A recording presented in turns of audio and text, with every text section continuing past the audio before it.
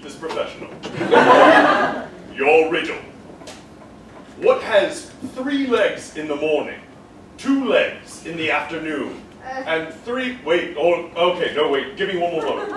What has 4 legs in the morning? You started wrong. I know I did, Yeah. I know, Yeah. I'm sorry. I've heard this one before. No, but just let me get it out, because, like, they don't give me a lot of riddles. Like, I honestly, like, the training pamphlet was from, like, 1973. Like, they do not update this. They don't make the riddles. No, Also, what do you do in between reading riddles? I just stand here. Wow. What do you do? I'm a physical therapist, and I train people. Usually people have back issues. I've got a back thing. Yeah. People have that from standing, from sitting. I'm standing for like 13 hours a day in sand. I bet it hurts right here. Ow. Yeah. I have some exercises you could do. Oh, And also, I know this riddle, but I don't know the answer. So what do you say we make a trade? I'm listening. I'll work out your back, Okay.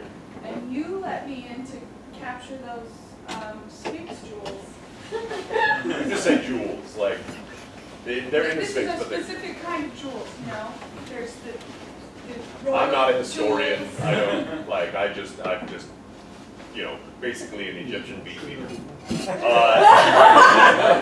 Okay, I can't just tell you the answer, but I can help you get there. Okay. Okay, so, what has 4 legs in the morning, 2 legs in the afternoon, and 3 at night? Just keep in mind, like, the first one and the last one still really only have 2 legs.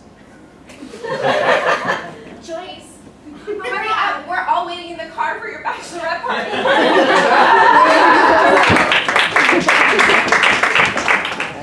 Hey, punk. Trying to get to class, you stupid 6th grader? Yeah, okay, listen, Mr. 7th grader. I'm gonna get to class. It's the last thing I do. Excuse my long flowing hair. You might get to class if you can get past me, a crazy badass. My crazy badass. I'll play your game. Play your game. How you want to do this? You want to do a strap match? You want to do a capture the flag match? You want to do some tag team action? I'll get one of my boys and you get... Alright, that's not what I anticipated. Cool. No, I want to do a quick fucking catechism. Like a place where there are like skulls underground? Yeah.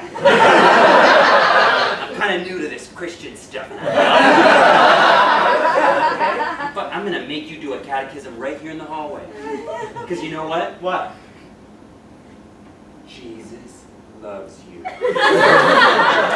Oh, shit. You freeze! Jesus loves you. No! Oh, yeah, and he's going to save your soul from eternal damnation. I won't even look at you ever again. Now he knows. Boys, can I get your hall passes? Yeah, I got mine right here. Pocket copy of the Holy Bible. Oh my God! So don't mess with me, Miss Silver. I won't. You can leave for the bathroom whenever you want. I wouldn't do that because I want to learn.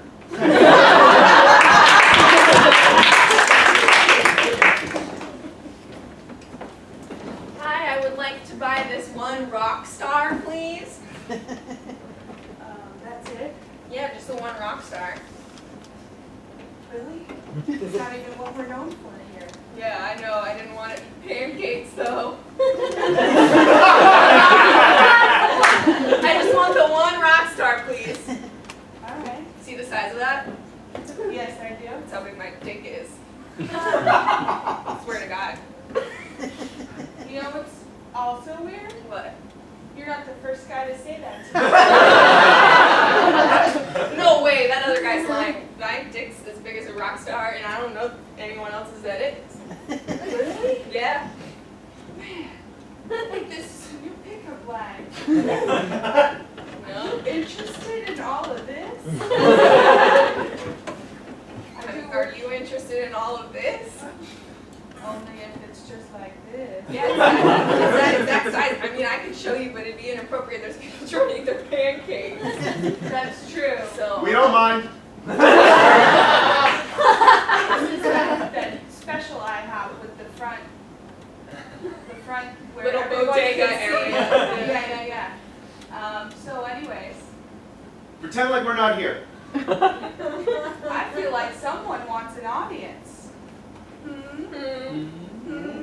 you talking about me? Yeah. I mean, yeah, everyone can know that my penis is that large as a long store. Oh my God, I've never met a man who doesn't back down.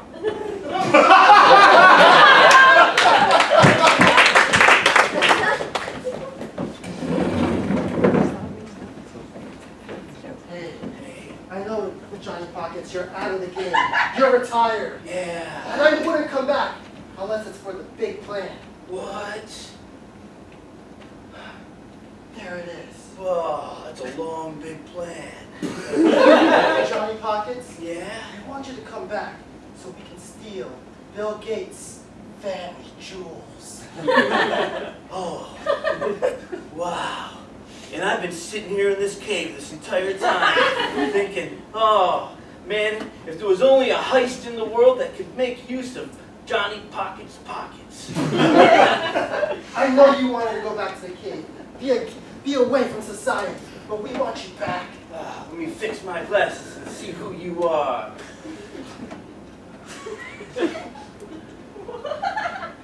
Whoa. Yes, it's me, the Taco Bandito, all grown up. Taco Bandito. I remember when you were a little Paquito Taco Bandito. I never thought you'd amount to much. I always warned you, make sure you study your hallway plans and dungeons, and make sure you study your trapdoors. But there you were, playing with tacos. And now, Look at me now. yeah, a real criminal. But we can't do it alone. We No. need to reassemble the team. Oh. That's right. You gotta say sorry to everyone. You have to say sorry to every single person. I have to say sorry to Silver Teeth Sally. Yes. I have to say sorry to Jumpin' Jack. Yeah. I have to say sorry to Slow Talking Samuel. Oh, especially. Oh. Oh, I've been waiting.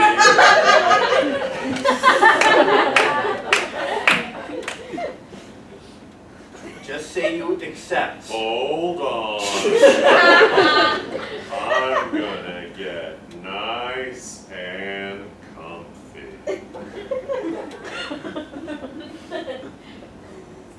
Come on. Ah. So, we don't need him actually.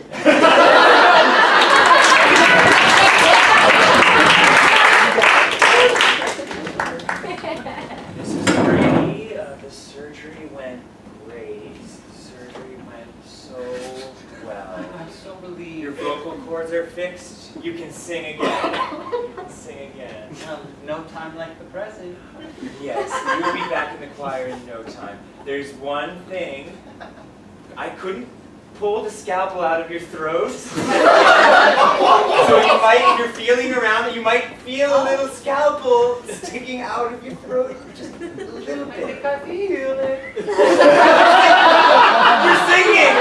Mrs. Brady, you're singing! Because I can sort of change the tone of my voice by moving the scalpel. This is the greatest gift I could Oh, thank God! I thought I had the biggest lawsuit of my career on my hands. Oh my gosh, you're gonna be the greatest singer of all time now. And Mrs. you. Brady. My manager. But I have a job here. You can continue to 6 years. I did 6 years of medical school. Oh, 6 years of medical school and 10 years at this hospital. Listen, there's something new for you now. You can give me more and more surgeries. I could give you more and more surgeries. I'll do it. I'll continue to be a doctor and I'll be your manager. Oh, we've heard the good news, Mrs. Gray. Oh my! Shut up! You're terrible singers compared to her now. She controls it with a little lever on her throat that I put in. I'm a brilliant doctor. Mrs. Gritty, but we need you here at the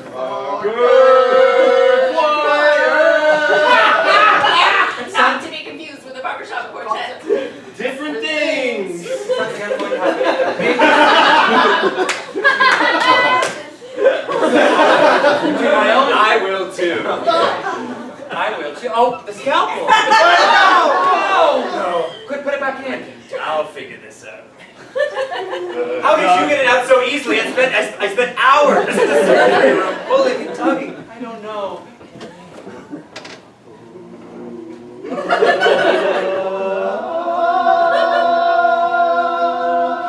I'm back! Wonderful. Now, back to the decision. I need to decide if I'm going to pursue my own career or stay back in this town with the barbershop choir. Make your decision quick! There are barbers that can't work! And hair's growing! I didn't realize barbershop quartets were so closely tied with actual barbers.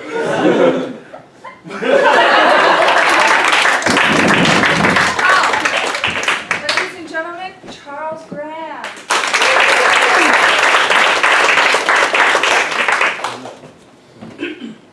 About 2 years ago, my mother passed away, and then a year later, my father passed away.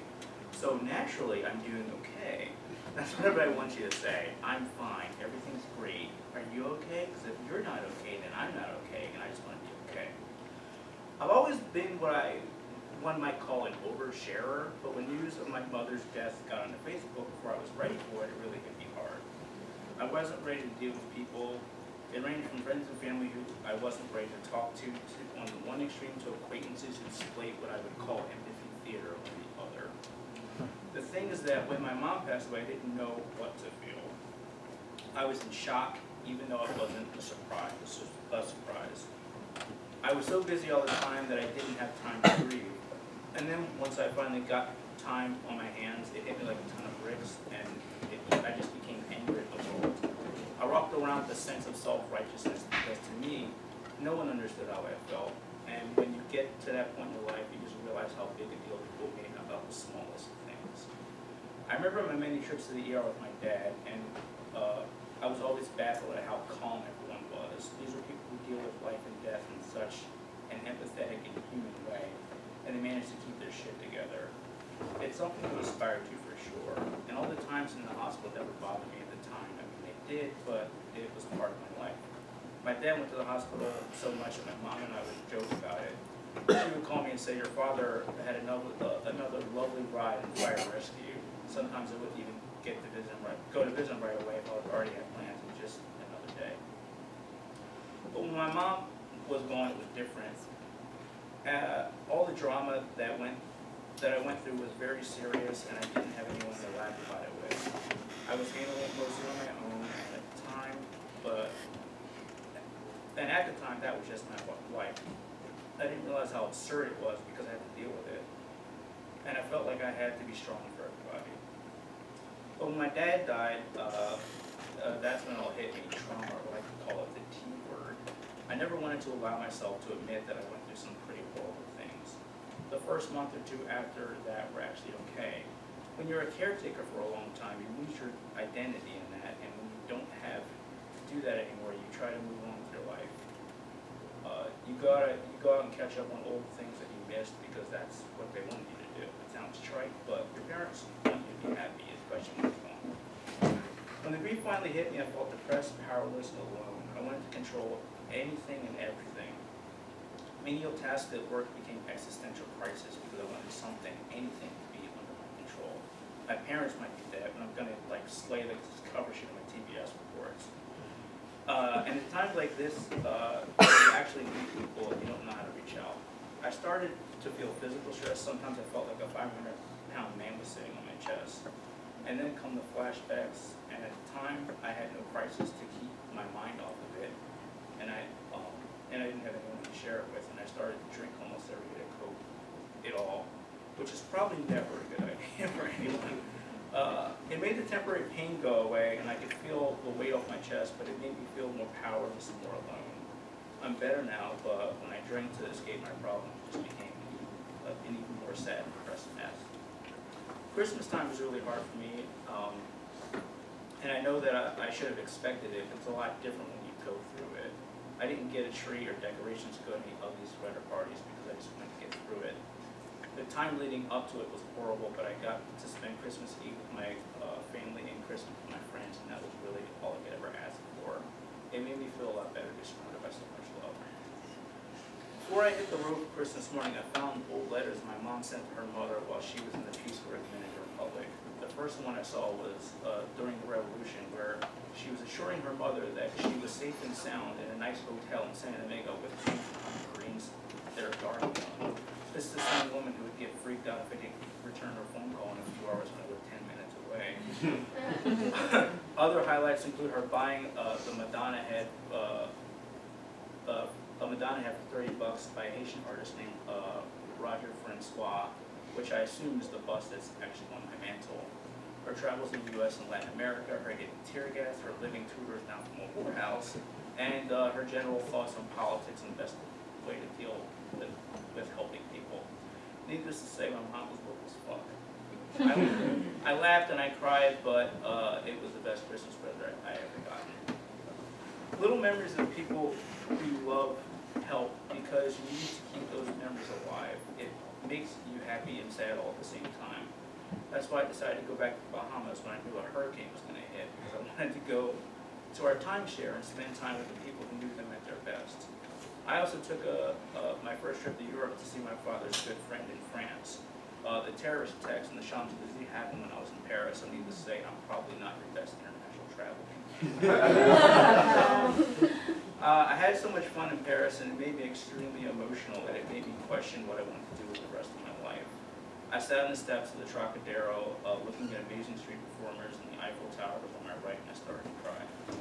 It's the same feeling I get when I see the Muppets or pretty much anything that reminds me of the good times that I had with my parents. I can now go to the airport without being emotional wreck, but it took time. After all this went down, I started going to therapy, and it's really helped. I had started through my employee assistance program. I called them up, and the people that answer the phones are licensed therapists who you can call whenever you want to talk about anything, which I found bizarre and amazing at the same time.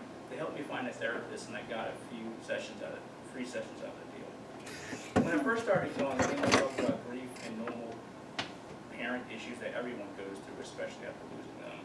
Now my therapist is mostly trying to get me to find a girlfriend, which is something that I'm sure my parents are laughing about in heaven right now. I'm not over the whole thing, and there are a lot of questions that only time will answer. Tragedies like this bring sadness and loneliness, but they also bring strength, beauty, and joy. I have my good days and I have my bad, but all in all, I'm doing well.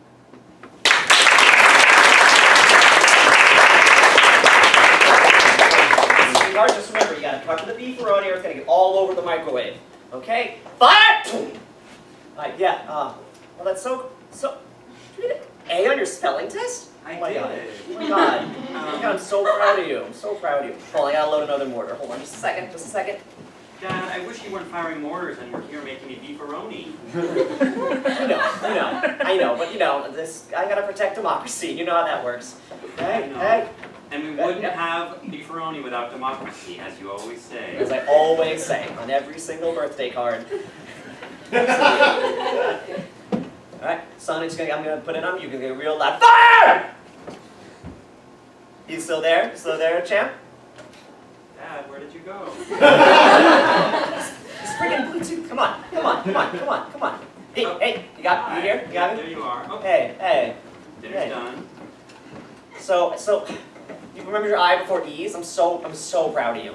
Because you know me, spelling is not my strong suit. So, to hear you out spelling me already, it just makes me so proud. So Yeah, proud. thanks. I am really good at spelling. It's like you always say. We wouldn't have spelling without democracy. You spell democracy. D-E-M-O-K-R-A-C. Don't try. Fozzie, we all got together because this isn't a party. This isn't an intervention. We're worried about you, Fozzie. Take a seat.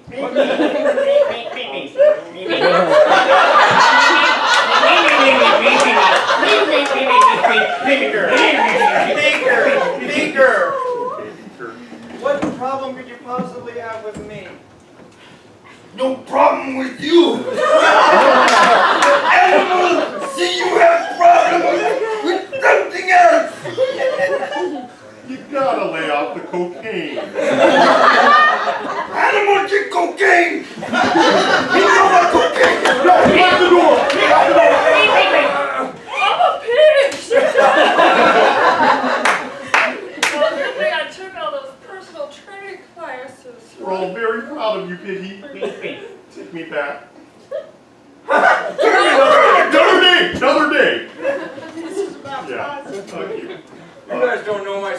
situation, alright? You're going nowhere. Fozzie, you're not lockjaw. I'm fine. I'm going to do the same Fozzie Bear. Oh. Why don't you just tell us the situation? Fozzie, open your heart. If anyone's doing anything when I open my heart, it's me pouring cocaine directly into the cavity. No! I like coke. The situation is I really like cocaine. I really like it. All right, I hope it didn't have to come to this, but Beaker wrote a letter.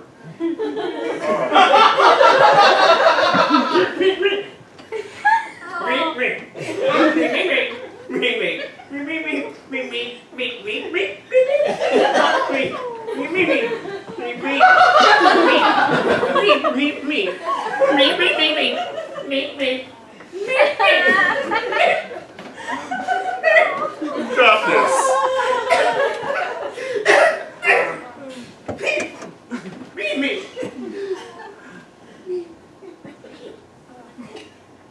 Ooh, that last one stung.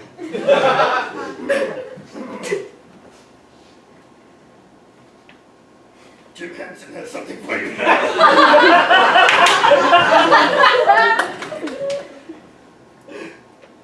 Not all my creations are perfect.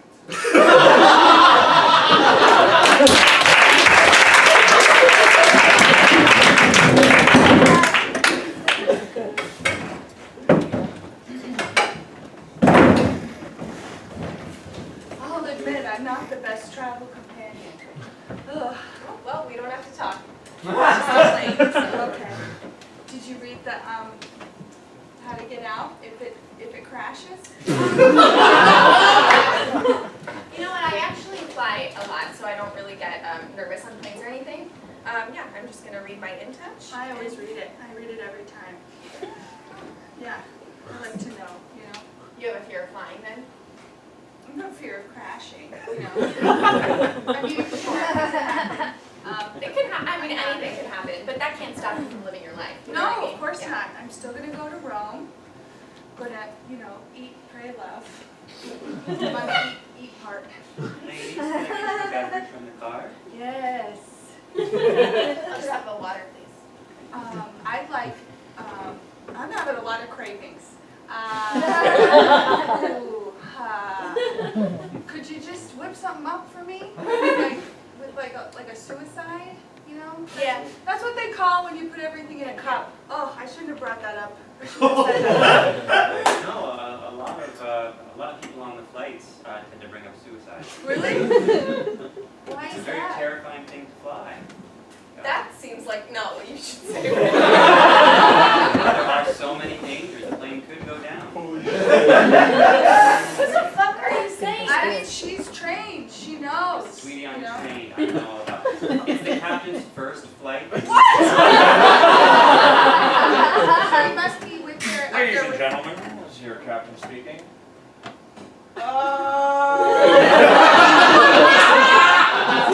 I feel good about it. I think we're gonna get to Houston just fine. We're not going to Houston, we're going to Rome! Peaceful touchdown.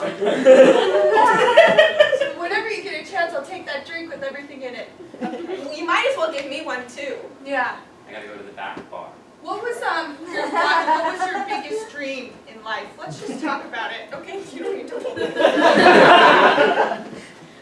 Well, you know what, if we do crash, maybe I should tell someone what my biggest dream was. It was to be a painter. I never was a painter, I'm a businesswoman. Conundrum. Business or art? You chose business. I chose stocks over paintbrushes. I always wanted to be a trapeze artist. I wouldn't be a good trapeze artist. I'm Two afraid of united suicides, and I brought you some arts and crafts because it could be your last chance.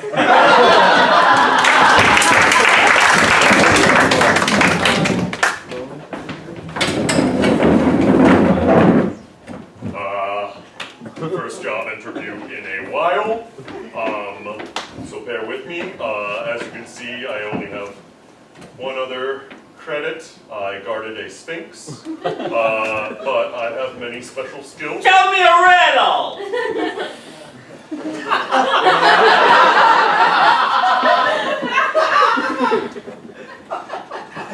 Okay. What has 4 legs in the morning, Mm-hmm. 2 legs in the afternoon, and 3 legs in the evening? Also, how will this help me as a Bank of America employee? I'm distracted. Oh, The answer was in my head.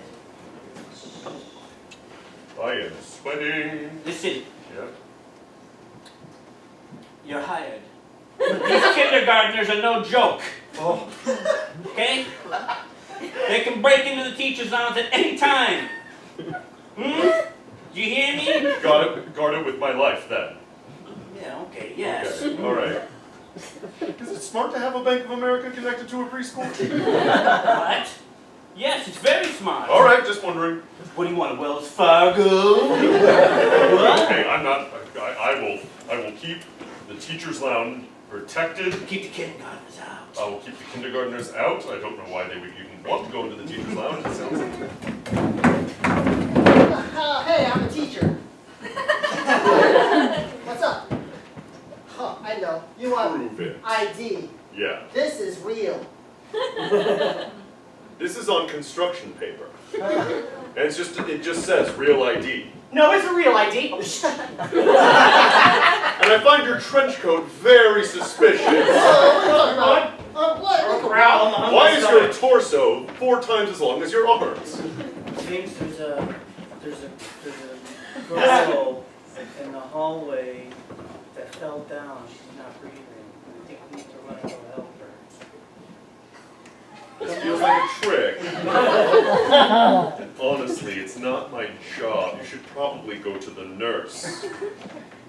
Little boy! Give me my mask. Oh! Hold on, just try again.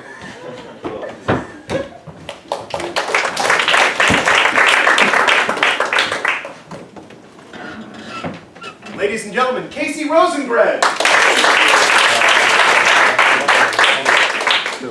Everyone, in the spring of 2013, I was contemplating a question that some of you may have contemplated, and that is, how do I know if I'm seeing a shitty psychiatrist? For context, at the time, I was living in Tokyo, Japan. I'd moved there towards the end of 2012. I was trying to start a company over there. But things had gone a little weird from the time I moved over there. About 3 months in, I realized I might have a drinking problem. I ended up blackout drunk, woke up on a train 12 hours later. This was kind of a pattern that had continued through college, through working life, but it was the first time that it had started to interfere with work and friends. To make this part of the story short, I ended up quitting drinking, got sober, and I kind of expected things to just get better. Some things did, but I still had a lot of shame, there's still kind of a lot of darkness, and the biggest thing was I was having trouble working. Work was always the thing that I did well, even if school I was kind of like dicking around with. And after doing a lot of reading, a lot of research, I decided, like research online, I self-diagnosed myself with ADHD. Like, okay, I figured out what's wrong with me, I'm having trouble getting things done and focusing, I'm gonna go see a psychiatrist and check it out. So I went and visited one of the few English-speaking psychiatrists in Tokyo, and from the beginning it was a bit of a weird experience. I get there, it's the second story of a residential building in Tokyo, and I buzz in, and he kind of like opens the door just a crack. It's like, come on in. And I slept inside, like he didn't want anyone from the outside to see. He sits me on a couch, and as I start to kind of tell him why I'm there, why I'm like asking about ADHD and things like that, he just starts watering all the plants around the office. It's like, hey, tell me about that. So he continues, and after about 20 minutes, he's like, I don't think you have ADHD, I think you're bipolar. You're not presenting these symptoms. And they hit me like a bus. I had kind of mentally prepared for ADHD, kind of like it's what I was expecting. I've read several books in preparation for this meeting. I've read studies on like ADHD, how it's treated with medication, without medication. Richard Branson has written books about how he's been successful, how ADHD has helped with that. Some psychologists even think that ADHD might have been an evolutionary adaptation in hunter-gatherer times. I was like, okay, ADHD is cool, I can handle this, we're gonna make it work out. Bipolar sounded way more serious, and the psychiatrist wanted me to think it was serious. And right away he told me that a non-trivial amount of people with bipolar end up killing themselves, and that I should get on medication immediately, otherwise they might happen to me. So he gave me 2 medications to research, lithium and lamictal, and sent me home. Yeah, this scared the shit out of me. I was on back on like Reddit, the bipolar subreddit, which is a very dark place.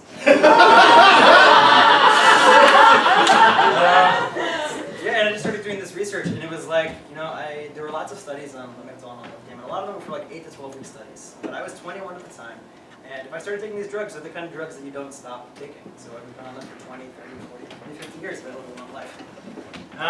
And this just really scared me because it didn't seem like there was any outcome data. Like, who knows what it would be like when these drugs would even work 10 years in, what my brain would adapt. I guess I had no idea what I was getting myself into. Also, I didn't really know if bipolar really fit. I never really had these highs. I think he saw like entrepreneur who used to drink. He's like, okay, this kid probably is bipolar. So I decided to get a second opinion, and I connected with this therapist in the U.S. And I'm sitting there in my little apartment in Tokyo, and I'm Skyping with this therapist from the States, who is like an old school therapist. He's like got to be in the 60s, like gray beard, balding, and he's like, this psychiatrist is fucking irresponsible. You're not bipolar, you're 6 months sober, your brain's still normalizing, talk therapy you need, you'll get better. So here I am, I'm kind of trying to decide, here's this one doctor, this psychiatrist who's like, if you don't take this medication, you're probably gonna die. And this therapist is like, don't take this medication, that'll probably make things worse. Some people need it, but you're not at that point. Ultimately, I decided to go with a therapist and started Skyping with him regularly, which is like a weird thing. We're like figuring out the time differences. He's with this headset. He's like trying to figure out technology. Ultimately, I decided to shut down the company I was working on over there. I wasn't really and the reason I wasn't able to work is I really didn't want to be working on it. So ultimately, moved back to the States. And there was still this doubt. It's like, what if the psychiatrist in Japan was right? What if I did really have bipolar? And what if really I did need medication? And this new therapist, like, it wasn't all like great. It was he was very much a classically trained psychologist. So I was lying on the couch most sessions, just talking. He would interpret some things and ask me about my dreams, ask me about my childhood, and and I started looking at like other types of therapy. And there's so many types of therapy. There's like cognitive behavioral therapy, dialectical behavioral therapy, acceptance and commitment therapy, there's somatic therapy.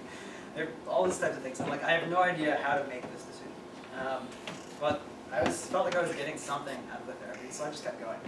And over time, I picked up some other kind of like habits that have helped me a lot stay grounded. I meditate every day. I work out like 6 days a week. I try to eat very healthy. Improv is a big part of my self-care. And through all this stuff, I've been able to really stay happy and like kind of healthy. And there have been ups and downs. There's life with ups and downs. But I've been able to kind of live. I haven't needed medication. And I kind of see the ups and downs as just part of my human experience. It's not happy all the time, it's not sad all the time, but I have ways to kind of deal with when it's down. And I get to enjoy when it's up. And it really blows my mind that 4 years ago, I was this close to being put on life-altering medication for life that I wouldn't have needed. I think the mental health system in America is a little bit broken. 50 years ago, we were still lobotomizing people, which blows my mind. But I'm lucky. I kind of like was able to kind of figure things out. And if I've learned one thing in my time around the mental health system is that it may be broken, things aren't perfect, but sometimes it doesn't have to be perfect. It just needs to be good enough.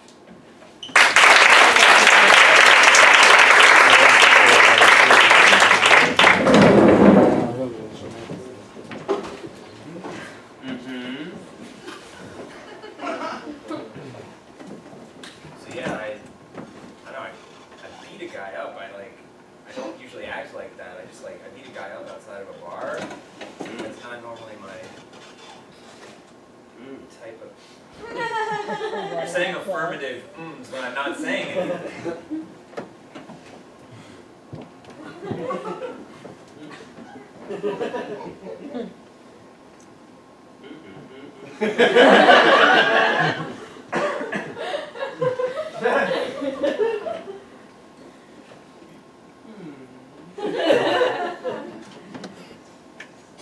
I'm a big scary whale.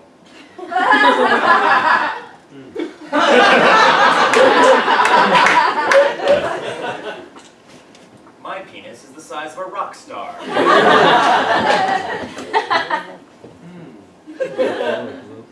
Bloop, bloop, bloop, bloop, bloop, bloop, bloop.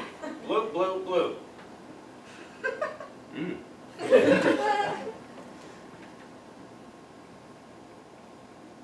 You're a piece of shit.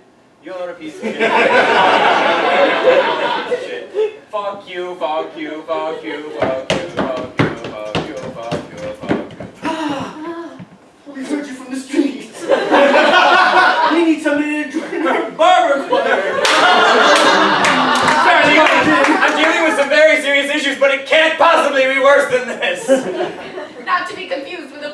quartet. Don't confuse it. Choir. Okay, so no harmonies, but loud. Are you a barber? No. Oh, man.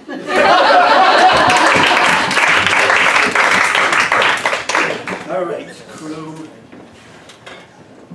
I've gotten the whole game back together except for one last person I need to apologize to. Who is How are you still here? Charm? It's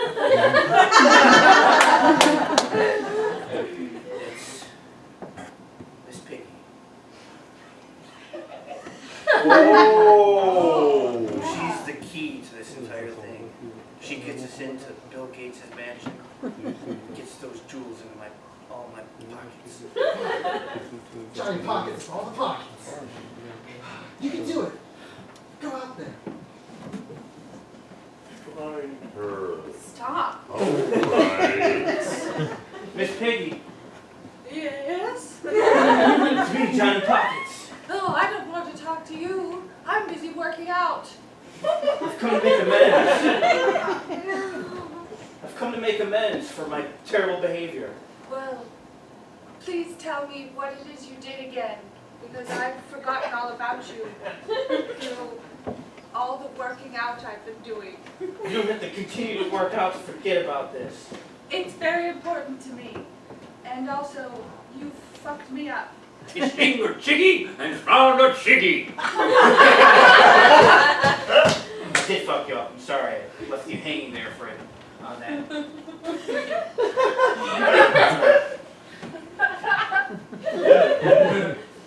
Are those 30-pound weights on each hand? I'm strong! Listen, we need you.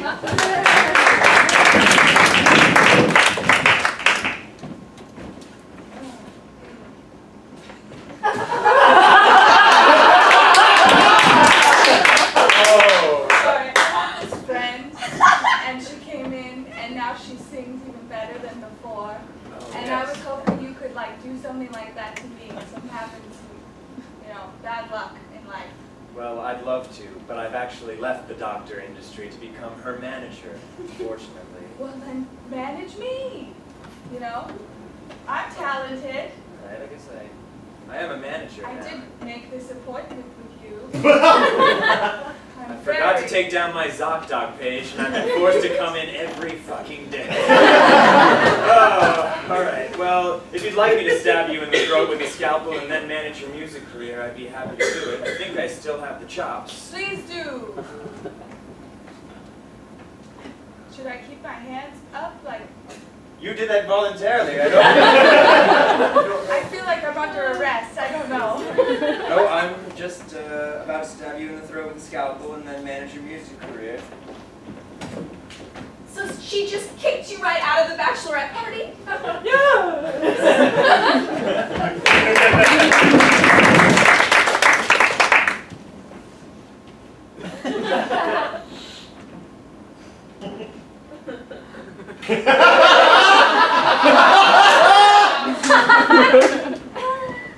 It's decent.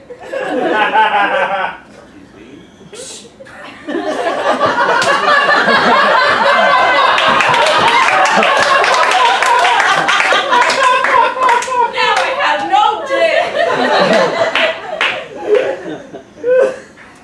I can make one for you. Hi, my name is Jim Henson.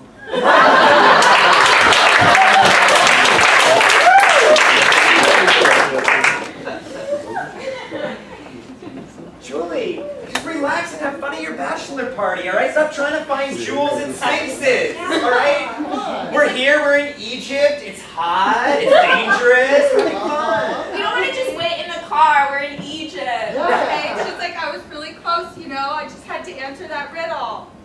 What has 4 legs in the morning, 3 legs, and then like 2 legs or something? We got you a war soldier stripper! Hey. How hot is that?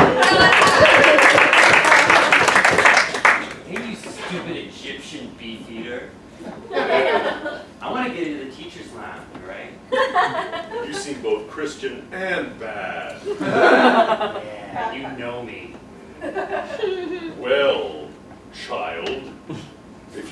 gain entry, answer me this. Sure, I'd be happy to. Which apostle has 4 legs in the morning, 2 in the afternoon, and 3 in the evening? Easy. God. Oh. I'm bad. Yeah, we're bad. Now you're embarrassing me. I'm in the 9th grade now, and I'm pretty awesome. And I love God. So let me in the teacher's lounge. You are pretty wicked. Hi, is this gonna take long? I'm just waiting to open up a checking account. You're next. It's like the Oh, one. sorry, my mistake. It's all right. Thanks. Yeah, no problem. I answered your riddle. You did. No, honestly, I didn't know the answer. So yeah, all right, go ahead. There's the teacher's lounge, but you're not gonna like it. I'm not. It's got teachers in it. Whoa, this is the teacher's lounge. Can we help you? Nothing weird happening here. We're just drinking coffee. Why are you reading about animals,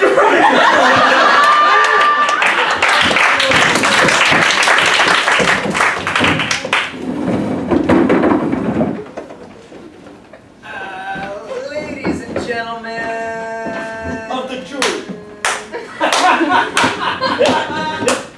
So, like, you're on an airplane. You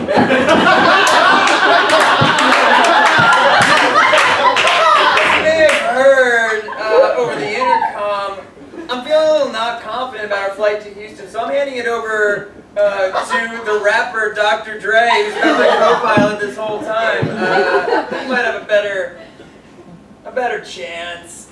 My hunch is that Dr. Dre is not a trained co-pilot. That's just my hunch. You'd be right. Water. Your last. Yeah. Good evening, folks. This is Dr. Dre, billionaire, rapper, mogul, all things New York City. Why is he hyping